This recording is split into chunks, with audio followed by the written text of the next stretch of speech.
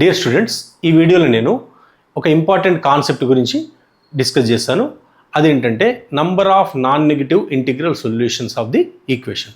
So ఈ concept పైన చాలామంది పిల్లలు ఇబ్బంది పడుతుంటారు, కాబట్టి నేను ఈ వీడియోలో దానికి సంబంధించిన కంప్లీట్ డీటెయిల్స్ ఇస్తాను. సో ఈ number of non negative integral solutions అనే కాన్సెప్ట్ పైన జేఈ మెయిన్స్లో కానీ జేఈ అడ్వాన్స్లో కానీ ఇంతకుముందు క్వశ్చన్స్ అడిగారు, కాబట్టి దీనికి సంబంధించిన కంప్లీట్ డీటెయిల్స్ నేను ఇక్కడ మీకు డిస్కస్ చేస్తాను.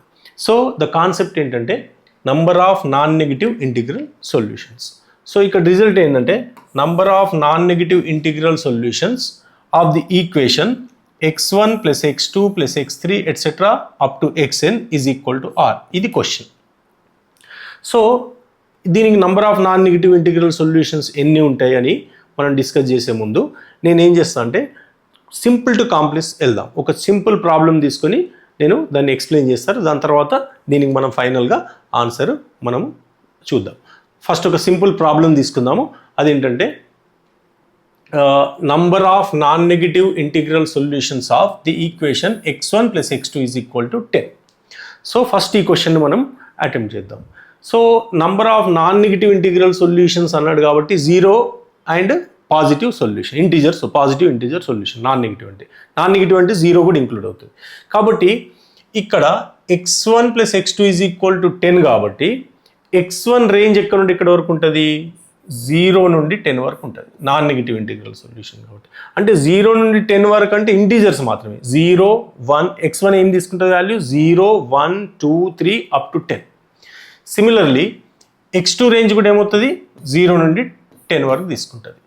x2 కూడా 0, 1, 2, 3 ఎట్సెట్రా 10. ఇది మనము రెండు వేరియబుల్స్ యొక్క రేంజ్ రాసినాం ఫస్ట్. ఇప్పుడు ఈ x1 plus x2 is equal to 10 అయ్యే సొల్యూషన్స్ అన్నీ మనం లిస్ట్ చేద్దాం. ఫస్ట్ లిస్ట్ చేద్దాం. ఇక్కడ x1 వేరియబుల్ తీసుకున్నా, ఇక్కడ x2 తీసుకున్నా. x1కు 0 ఇచ్చినప్పుడు x2కు 10 ఇస్తే 0 plus 10 10 అవుతుంది. ఒక సొల్యూషన్ దొరికింది మనకి దీనికి. నెక్స్ట్ ఏంటి? x1కు 1 ఇస్తాను, x2కు 9 ఇస్తాను. 1 plus 9 10. అట్లనే x1కు 2, x2కు 8 ఇస్తే 2 plus 8 10. అలా 3, 7, 4, 6, 5, 5, 6, 4, 7, 3, 8, 2, 9, 1, 10, 0. ఇవన్నిటిని మనం కౌంట్ చేస్తే నంబర్ ఆఫ్ సొల్యూషన్స్ ఎన్ని ఉన్నాయి? 11 సొల్యూషన్స్ మనకు వస్తుంది. సో ఈ ప్రాబ్లమ్లో మనకి ఎన్ని వేరియబుల్స్? రెండే ఉన్నాయి, x1 అండ్ x2, అండ్ సಮೇషన్ కూడా చిన్న నెంబర్ ఉంది, 10 ఉంది. కాబట్టి మనం లిస్ట్ చేయగలిగినాం, ఇలా లిస్ట్ చేయగలిగినాం. కానీ ఒకవేళ క్వశ్చన్ ఇలా ఉందనుకోండి, number of non negative integral solutions of the equation x1 plus x2 plus x3 is equal to 57 ఉందనుకోండి. ఇప్పుడు దీన్ని సాల్వ్ చేయడానికి మనం లిస్ట్ చేయగలుగుతామా? లిస్ట్ చేయాలంటే 3 వేరియబుల్స్ ఉన్నాయి, సమ్ 57 ఉంది. చాలా కేసెస్ వస్తాయి. కాబట్టి దీన్ని మనం లిస్ట్ చేసి ప్రాబ్లం సాల్వ్ చేయలేము. కాబట్టి ఇలాంటి ప్రాబ్లం సాల్వ్ చేయాలంటే మనకు వేరే అప్రోచ్ ఏదైనా ఉండాలి. లిస్ట్ చేయడం అనేది సాధ్యం కాదు ప్రాక్టికల్గా. దానికోసం మనం ఏం చేద్దామంటే నేను సేమ్ ఇంతకుముందు ప్రాబ్లమే తీసుకుంటా. అదేంటి? x1 plus x2 is equal to 10. ఈ ప్రాబ్లమ్ని నేను తీసుకొని మీకు ఒక వేరే మెథడ్ చెప్తాను. సో ఏంటి మనం ఫైండ్ అవుట్ చేయాల్సింది? x1 plus x2 is equal to 10కి number of non negative integral solutions. So దానికోసం నేను ఏం చేస్తానంటే ఇక్కడ x1 అనే వేరియబుల్ తీసుకున్నా కదా, ఈ x1 అనే వేరియబుల్కి నేను ఒక పాలినామియల్ రాస్తా. ఎలా రాస్తా పాలినామియల్ అంటే ఈ x1 యొక్క రేంజ్లో ఉన్న ఎలిమెంట్స్ అన్ని పవర్స్గా ఉండాలి. కాబట్టి ఆ పాలినామియల్ ఏమవుతుంది? x1కి సంబంధించిన polynomial x1 power 0, x1 power 1, x1 power 2 etcetera x1 power 10. ఇది పాలినామియల్. ఇక్కడ 0, 1, 2, 3, 10 ఏంటి? x1 యొక్క రేంజ్లో ఉన్న ఎలిమెంట్స్. నెక్స్ట్ సిమిలర్లీ x2కి సంబంధించింది కూడా ఒక పాలినామియల్ రాస్తా సేమ్ దానిలాగానే. అక్కడ x2 రేంజ్ కూడా 0 to 10 కాబట్టి x2 power 0, x2 power 1, x2 power 2 etcetera x2 power 10. ఈ రెండు పాలినామియల్స్ నేను రాశాను. ఇప్పుడు ఏమవుతుంది? Number of non negative integral solutions of the equation x1 plus x2 is equal to 10 ఏమవుతుందంటే మనకు coefficient of x power 10 in the expansion of this one, x1 power 0, x1 power 1, x1 power 2, x1 power 10 into x2 power 0, x2 power 1, etc. x2 power 10. అంటే ఈ రెండు polynomials రాసినాం కదా, ఈ రెండు polynomials యొక్క మల్టిప్లికేషన్లో coefficient of x power 10 ఎంత వస్తుందో అన్ని సొల్యూషన్స్ ఉంటాయని నేను చెప్తున్నా. అంటే ఏంటి, దాని అర్థం ఏంటి, దాని మీనింగ్ ఏంటి మరి అంటే చూడండి, ఇక్కడ x1 పవర్ 0 ఉన్ను ఫస్ట్ బ్రాకెట్లో, సెకండ్ బ్రాకెట్లో x2 పవర్ 10, ఈ రెండింటి కాంబినేషన్ ఒక సొల్యూషన్ ఇస్తుంది. అంటే ఏమంటున్నా, x1 పవర్ 0 అంటే ఇక్కడ ఇందులోంచి x1 పవర్ 0, ఈ సెకండ్ బ్రాకెట్లో నుంచి x2 పవర్ 10 అంటే 0, 10 ఒక సొల్యూషన్ ఇస్తుంది కదా, కోఎఫిషియంట్ ఏమవుతుంది 1 అవుతుంది, కాబట్టి ఒక సొల్యూషన్ అవుతుంది. నెక్స్ట్ ఏం చేస్తాం, x1 పవర్ 1 ఇందులో నుంచి 1 తీసుకొని దీని ప్రిసీడింగ్ టర్మ్ ఉంటుంది, ఎంత అవుతుంది x2 పవర్ 9. ఈ x1 పవర్ 1 ఫస్ట్ బ్రాకెట్లో నుంచి, సెకండ్ బ్రాకెట్లో నుంచి లాస్ట్ బట్ 1 టర్మ్ అదేమవుతుంది x2 పవర్ 9 అంటే 1, 9 ఒక సొల్యూషన్ ఉంటుంది కాబట్టి ఇది ఒక సొల్యూషన్, దీని కోఎఫిషియంట్. ఇలా 1 + 1 ఎన్ని అయినాయి, ఇప్పుడు 2 అయినాయి. ఇట్లనే మనము అన్నిటినీ రాస్తే ఎన్ని అయితే మొత్తం 11 అవుతాయి, 1 + 1 + 1 + 11 అవుతాయి. అంటే coefficient of x power 10 in the multiplication of these two polynomials. కానీ దీనివల్ల మనకి ఏమీ అడ్వాంటేజ్ లేదు, మన సొల్యూషన్ ఏమీ సింప్లిఫై కాలేదు. ఎందుకంటే మళ్ళీ సేమ్ ఇది కూడా లిస్టింగ్ చేయడం లాగానే, ఇంతకుముందు మనం లిస్టింగ్ చేసినాం కదా 0, 10, 1, 9, సేమ్ ఇక్కడ 0, 10 అంటే కోఎఫిషియంట్ 1 అవుతుంది, 1, 9 అయితే కోఎఫిషియంట్ 1 అవుతుంది, 1 + 1 + 1 11 టైమ్స్ యాడ్ చేయాల్సి వస్తుంది. దీనిలో పెద్ద మనకు అడ్వాంటేజ్ ఏం లేదు. నెక్స్ట్ ఏం చేస్తా అంటే నేను కొంచెం స్టెప్ బై స్టెప్ దీన్ని ప్రాబ్లమ్ను సింప్లిఫై చేస్తా. ఇప్పుడు ఏం చేస్తా అంటే ఈ x1 అండ్ x2 అనే రెండు వేరియబుల్స్ తీసుకున్నాం కాబట్టి ఈ x1, x2 ప్లేస్లో నేను xని రీప్లేస్ చేస్తాను నెక్స్ట్ స్టెప్లో. అంటే ఏం చేస్తున్నా, ఇక్కడ x1 ప్లేస్లో ఈ మొత్తం బ్రాకెట్లో xని రీప్లేస్ చేస్తాను. అప్పుడు ఏమవుతుంది, x power 0, x power 1, x power 2, x power 10 అవుతుంది. నెక్స్ట్ సెకండ్ బ్రాకెట్లో ఏం చేస్తా, x2 ప్లేస్లో మళ్ళీ xని రీప్లేస్ చేస్తాను, x power 0, x power 1, x power 10 అవుతుంది. ఇప్పుడు ఏంటి, coefficient of x power 10 in the multiplication of these two brackets. అప్పుడు కూడా పెద్ద మనకేం అడ్వాంటేజ్ లేదు. ఒకటి ఏంటంటే వేరియబుల్ తగ్గింది కాబట్టి ఇక్కడ మనం x1 పవర్ 0, x2 పవర్ 10 ప్లేస్లో ఏం రాస్తాం, x పవర్ 0 × x పవర్ 10 అని రాస్తాం. అంటే ఏంటి, x పవర్ 0 + 10, దీని కోఎఫిషియంట్ ఎంత అవుతుంది, 1 అవుతుంది, ఒక సొల్యూషన్ అవుతుంది. సో దీనివల్ల కూడా పెద్ద మనకు అడ్వాంటేజ్ ఏం లేదు. ఇప్పుడు ఏం చేస్తా అంటే నెక్స్ట్ ఇంకా సింప్లిఫై చేస్తా. ఇప్పుడు ఏం చేస్తా అంటే ఇప్పుడు ఈ ఫస్ట్ బ్రాకెట్ మీరు అబ్జర్వ్ చేయండి, ఈ ఫస్ట్ బ్రాకెట్ మీరు అబ్జర్వ్ చేస్తే ఈ ఫస్ట్ బ్రాకెట్ ఏమవుతుంది, ఏ ప్రోగ్రెషన్లో ఉంది, అది జామెట్రిక్ ప్రోగ్రెషన్లో ఉంది. అందులో ఫస్ట్ టర్మ్ ఏంటి, x power 0 1, second term x, third term x², అంటే కామన్ రేషియో ఏమవుతుంది, x అవుతుంది. అంటే ఈ బ్రాకెట్ ఏమవుతుంది, geometric progression in which first term is 1 and common ratio is x. అట్లనే సెకండ్ది కూడా same geometric progression with first term 1 and common ratio x అవుతుంది. అయితే ఇప్పుడు నేనేం చేస్తాను అంటే నెక్స్ట్ స్టెప్లో మనకు కావాల్సింది ఏంటి, కోఎఫిషియంట్ ఆఫ్ x పవర్ 10 కావాలి, కోఎఫిషియంట్ ఆఫ్ x పవర్ 10 కావాలి. నేను ఏం చేస్తాను అంటే ఈ రెండు సిరీస్లను, ఇందులో ఎన్ని టర్మ్స్ ఉన్నాయి, ఫస్ట్ సిరీస్లో 11 టర్మ్స్ ఉన్నాయి, సెకండ్ సిరీస్లో కూడా 11 టర్మ్స్ ఉన్నాయి. నేనేం చేస్తాను అంటే ఈ రెండు సిరీస్లను ఇన్ఫినైట్ టర్మ్స్కి ఎక్స్టెండ్ చేస్తా. అంటే ఈ 10 తర్వాత x పవర్ 10 తర్వాత x power 11, x power 12, x power 13 etcetera up to infinite రాస్తా. సెకండ్ బ్రాకెట్లో కూడా x పవర్ 10 తర్వాత x power 11, x power 12 infinite రాస్తా.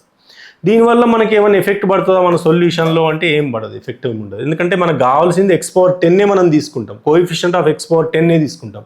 x power 11, x power 12, x power 13 రాయడం వల్ల మనం వాటిని ఎలాగో కన్సిడర్ చేయము. కాబట్టి మనకు there is no harm of expanding up to infinity. మనం తీసుకునేదే x పవర్ 10 వరకు. కాబట్టి x పవర్ 11, x పవర్ 12 మనకు ఎక్స్టెండ్ చేసిన దానివల్ల మనకేమి నష్టమేం లేదు. కాబట్టి నేను ఎక్స్టెండ్ చేసి ఇన్ఫినిటీ వరకు ఎక్స్టెండ్ చేసిన. దీనివల్ల ఏంటి అడ్వాంటేజ్ అంటే ఇప్పుడు దీన్ని సమ్ ఆఫ్ 11 టర్మ్స్ జామెట్రిక్ ప్రోగ్రెషన్లో రాయడం కంటే some of infinite term formula simple ఉంటుంది. ఎందుకు, some of n terms of the geometric progression ఎలా ఉంటుంది, a × r power n - 1/r - 1 ఉంటుంది. అదే సమ్ ఆఫ్ ఇన్ఫినిట్ టర్మ్స్ ఏముంటుంది, a/1 - r ఉంటుంది. కాబట్టి దాన్ని ఇన్ఫినిట్గా నేను ఎక్స్టెండ్ చేసిన, ఇక్కడ ఎఫెక్ట్ కాకుండా చూసుకొని. ఇప్పుడు ఏంటంటే ఇప్పుడు ఎలా అవుతుంది, ఇప్పుడు రెండు సేమ్ ఉన్నాయి, ఇక్కడ రెండు సేమ్ ఉన్నాయి కాబట్టి వీటిని నేను ఇక్కడ ఇక్కడ రెండు సిరీస్లు సేమ్ ఉన్నాయి కాబట్టి దీన్ని మల్టిప్లికేషన్ చేస్తే స్క్వేర్ అని రాయొచ్చు.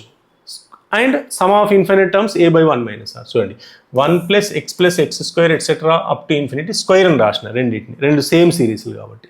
ఇప్పుడు సమ్ ఆఫ్ ఇన్ఫినిట్ టర్మ్స్ ఏమవుతుంది, a/1 - r. కాబట్టి a అంటే x⁴ 1 కాబట్టి 1/1 - x హోల్ స్క్వేర్. దీన్ని ఏమని రాయొచ్చు, 1/1 - x హోల్ స్క్వేర్ రాయొచ్చు. ఇప్పుడు మన సొల్యూషన్ ఏమవుతుంది, coefficient of x⁴10 in 1 - x⁻² అవుతుంది. ఎందుకంటే 1/1 - x²ని 1 - x⁻² రాయాలి.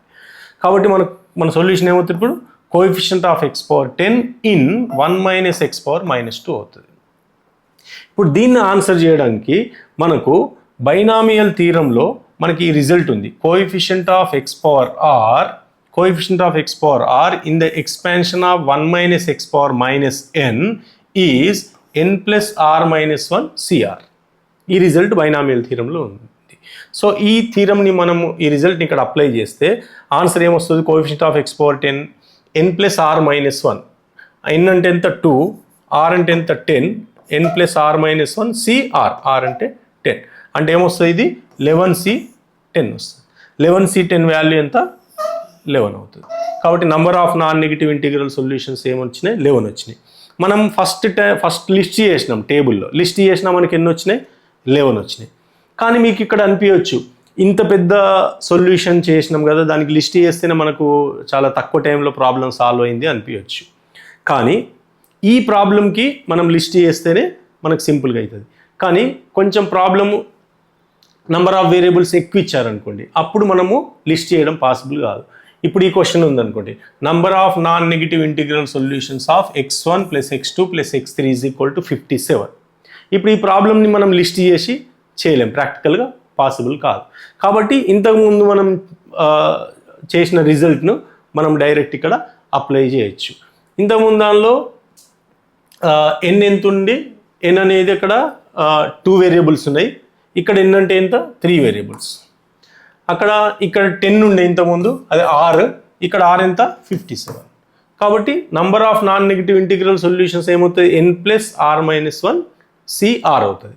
కాబట్టి n + r - 1 CR అవుతుంది. ఇదేమవుతుంది 59C57 అవుతుంది. మనకు ఆల్రెడీ తెలుసు NCR = NCn - r. ఆ రిజల్ట్ వాడితే 59C57 = 59C2 అవుతుంది. అంటే number of non negative integral solutions of this equation ఏమవుతుంది, 59C2 అవుతుంది. కాబట్టి ఇలాంటి lengthy questions, number of variables ఎక్కువ ఉన్న క్వశ్చన్స్ సాల్వ్ చేయడం కోసం మనము ఈ డైరెక్ట్ ఫార్ములాని మనము యూజ్ చేయొచ్చు. సో ఇప్పుడు ఫైనల్గా మనము రిజల్ట్ ఏమవుతుంది, number of non negative integral solutions of the equation x1 + x2 + x3 etcetera up to xn = r is what, n + r - 1 CR. ఇక్కడ n అనేది దేన్ని రిప్రజెంట్ చేస్తుంది, నంబర్ ఆఫ్ వేరియబుల్స్. ఇక్కడ r అనేది దేన్ని రిప్రజెంట్ చేస్తుంది, ఈ రైట్ హ్యాండ్ సైడ్ ఉన్న నంబర్. కాబట్టి ఎన్నెన్ని వేరియబుల్ ఇవ్వనియండి, ఇక్కడ ఎంత పెద్ద నంబర్ ఎన్ని ఇవ్వండి, number of non negative integral solution ఈ ఫార్ములాతో మనం క్యాలిక్యులేట్ చేయవచ్చు. సో కానీ ఒకటేంటంటే ఎగ్జామ్లో ఇంత స్ట్రేట్ ఫార్వర్డ్ క్వశ్చన్స్ ఉండవు. అందుకే ఈ ఒక ఫార్ములా బై హార్ట్ చేసుకున్నంత మాత్రాన మీకు జేఈ మెయిన్స్లో కానీ అడ్వాన్స్లో కానీ కొంచెం ఇండైరెక్ట్ క్వశ్చన్స్ ఇస్తే, ట్విస్ట్ చేసి ఇస్తే మీరు సాల్వ్ చేయలేరు. అందుకే దీని వెనకాల ఉన్న బ్యాక్గ్రౌండ్ చెప్పాను నేను, ఎలా వచ్చింది ఇది, దాని వెనకాలన బ్యాక్గ్రౌండ్ చెప్పాను. ఫర్ ఎగ్జాంపుల్ మీకు ఈ క్వశ్చన్ ఉందనుకోండి, find the number of non negative integral solutions of the equation x1 + x2 + x3 + 4x4 = 20 అని ఉన్నది. ఇక్కడ ఏముంది, 4x4 ఉంది, x4 లేదు. ఒకవేళ 4 లేకుండా only x1 + x2 + x3 + x4 = 20 ఉంటే డైరెక్ట్ ఫార్ములా పెట్టి మీరు ప్రాబ్లమ్ సాల్వ్ చేయొచ్చు. కానీ ఈ క్వశ్చన్ అటెంప్ట్ చేయడం కోసము డైరెక్ట్ ఫార్ములా మనకు వర్కౌట్ కాదు. సో ఇలాంటి క్వశ్చన్ సాల్వ్ చేయాలంటే మీరేంటి, నేను చెప్పిన ప్రొసీజర్, దాని వెనకాల ఉన్న లాజిక్ అర్థం చేసుకొని మీరు ప్రాబ్లం సాల్వ్ చేయాల్సి ఉంటుంది. కాబట్టి ఈ ప్రాబ్లమ్ని మీరు హోంవర్క్ చేయండి, చేసి నాకు ఆన్సర్ని కామెంట్ సెక్షన్లో పెట్టండి. ఇంకా ఇంకోటి ఏంటంటే ఇక్కడ ఈ కాన్సెప్ట్ నేను మెథడ్ 1 ఇది, మెథడ్ 2 కూడా ఉంది. నెక్స్ట్ వీడియోలో నేను మెథడ్ 2 కూడా దీనికి సంబంధించిన ఆల్టర్నేట్ మెథడ్ కూడా నేను ఇస్తాను. ఒకవేళ మీకు ఇలాంటి కాన్సెప్ట్స్ ఇంకా కావాలి అంటే, ఏదైనా కాన్సెప్ట్ కావాలంటే దాన్ని కామెంట్ సెక్షన్లో చెప్పండి. నేను దానికి సంబంధించిన కంప్లీట్ డీటెయిల్డ్ వీడియో నేను పెట్టడానికి ట్రై చేస్తాను.